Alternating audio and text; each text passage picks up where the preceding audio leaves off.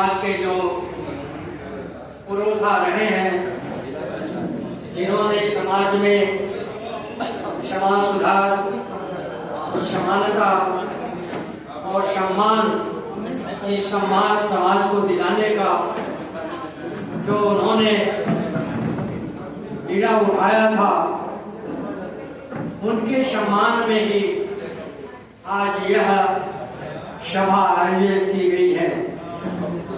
आज के इस सभा के सम्मानित अध्यक्ष माननीय श्री रामनिवास वर्मा जी, जो अध्यक्षन के प्रदेश अध्यक्ष भी हैं, और राष्ट्रीय अध्यक्ष आदरणीय श्री शिव कुमार भारती जी, और सबसे बड़ी बात जो आज हमारे संचालक महोदय हैं, जिनकी कुशलता से आज इस सम्मेलन का जो संचालन हुआ है, श्री जीपी कनौजिया जी हमारे बीच बहुत से मंच पर विशिष्ट अतिथि मौजूद रहे हैं, जिनमें ज्ञान व्यास कनौजिया मुख्य वक्ता रहे हैं, आर.डी. निषाद जी रहे हैं, राम सुमेर यादव जी हैं, जीपी कनौजिया हैं, और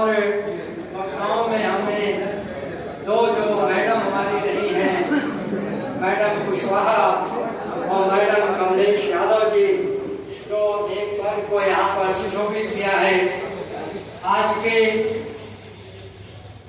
अवसर पर मैं पूर्व मुख्य न्यायाधीश कृष्णा अय्यर, जिन्होंने ये कहा था कि give the opportunity, Dalit of India will make India great. यह उनका एक जो अनुसूचित जाति जनजाति के अपॉइंटमेंट के संबंध में प्रथम जो केस चला था, जिस केस को उन्होंने देखा था, उन्होंने उस केस में इस बात को कहा था कि दलितों को यदि सुविधा दिया गया, यदि उन्हें अवसर दिया गया, तो उनमें इतनी क्षमता है कि देश को महान बना सकते हैं, ग्रेट बना सकते हैं। आज इस कृष्ण अय्यर जी के कथन को मैं ये कहूँगा कि आज हमारे जो सामाजिक पुरोधा हैं, माननीय रामस्वरूप वर्मा जी हैं, ये महाराज सिंह भारती जी हैं, ये केटीआर नरेश सिंह यादव जी हैं, और भारत के लेनिन कहे जाने वाले बाबू जगदेव सिंह जी हैं, जिनके त्याग और तपस्या से, और साथ ही साथ परम पूज्य बाबा साहब डॉक्टर अम्बेडकर और हमारे महात्मा ज्योतिबा फुले और महान शिक्षिका सावित्रीबाई फुले के अथक प्रयास से जो यह समाज आज अपनी विद्वता को, अपनी कार्य क्षमता को जो आज समाज में दिखा रहा है, मुझे बहुत ही उन कृष्णा अय्यर के जो आवाज रहा है उसकी पुष्टि करता है। मित्रों, मैं बहुत से जो लोक सेवा आयोग है, चाहे प्रदेश का हो, छत्तीसगढ़ का हो, चाहे इंदौर का हो, चाहे उत्तराखंड का हो, पटना का, बिहार का हो, सब में मैं देखा हूँ, क्योंकि मैं as a member selection committee वहाँ पर मौजूद रहा हूँ, कि हमारे जो बैकवर्ड एससी और एसटी के जो आज कैंडिडेट्स आ रहे हैं, उनमें अपार क्षमता है, लेकिन उनको जातिगत आधार पर कम नंबर देकर और उनको पीछे रखने का प्रयास किया जाता है। मैं एक आपको अनुभव बताऊं, उत्तर प्रदेश में मैं सिविल जज के इंटरव्यू में बैठा था,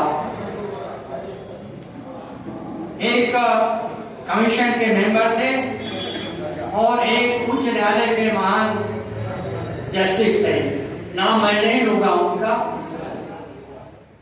इंटरव्यू चल रहा था, कैंडिडेट आया और चूंकि जो भी कैंडिडेट आते हैं उनके सभी बायोडाटा हर मेंबर के सामने रहता है। कौन कैंडिडेट आया, कहां से आया, किस जाति का है, किस धर्म का है, ये उनके सामने रहता है। कैंडिडेट आया, उसका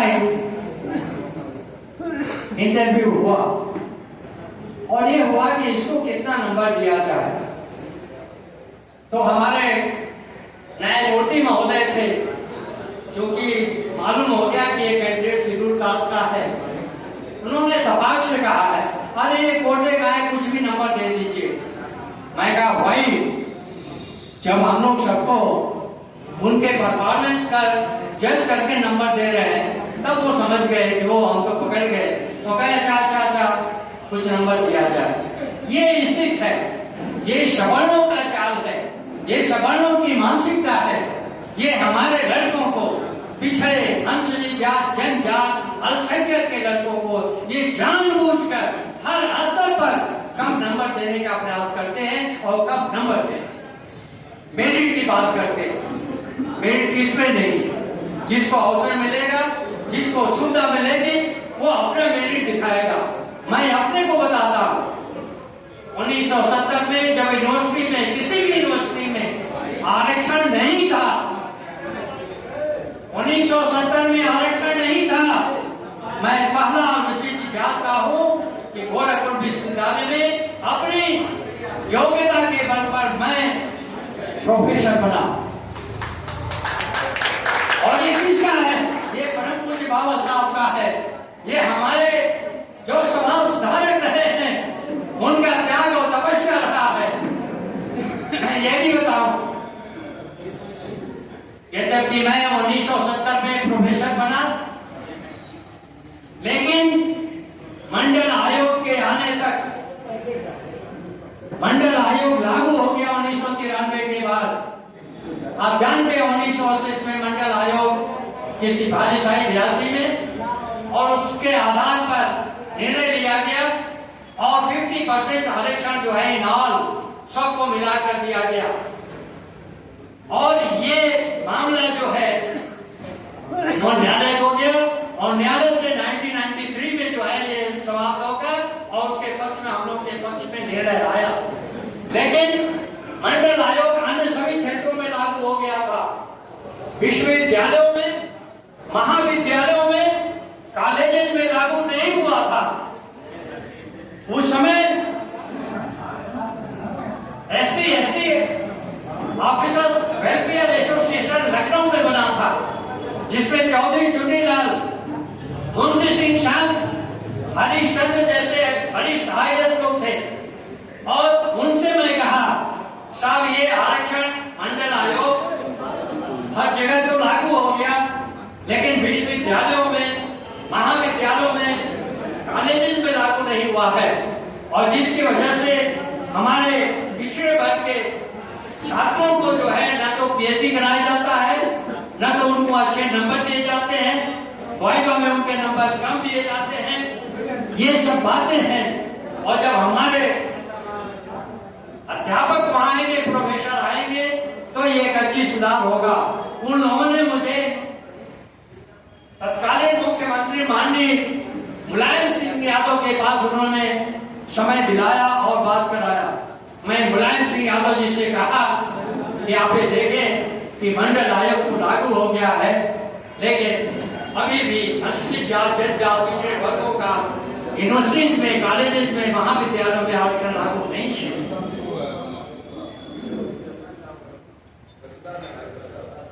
माननीय रामनारायण यादव जी, उस समय उन्होंने कहा, भाई हमको तो ये बात किसी ने रखा नहीं, हमसे किसी ने कहा नहीं, आप जाएं और मैं इस पर कार्रवाई करूंगा। एक हफ्ते के बाद उन्होंने जियो जारी किया और वो जियो जारी करने के बाद यूनिवर्सिटीज में, महाविद्यालय में, कॉलेज में आरक्षण लागू हुआ। और आज मुझे फक्र है कि आज हर विश्वविद्यालयों में अनुसूचित जात, जनजात, पिछड़े वर्ग के प्रोफेसर दिखाई दे रहे हैं। इवन हेड ऑफ डिपार्टमेंट में मेरा एक बेटा भारत